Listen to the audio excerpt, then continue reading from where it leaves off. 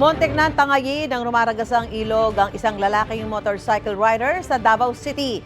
Natuma ang rider nang tumawid sa ilog. Pilit niyang hinatak ang kanyang motorsiklo na inaanod na ng tubig. Sabi ng rider, nagmamadali raw siyang makauwi kaya pinilit niyang tumawid sa ilog. Nakita kinabukasan ng natangay niyang motor at kinuha ito sa tulong ng backhoe. Sa Senator Ninoy Aquino Sultan Kudarat, naging pahirapan sa ilang residente at guro ang pagtawid sa ilog dahil sa walang tigil na ulan.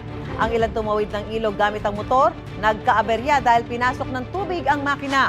Sa kabila ng perwisyong dulot ng masamang panahon, hindi napigil ang isang pamilya na magdiwang ng kaarawan ng isa nilang mahal sa buhay.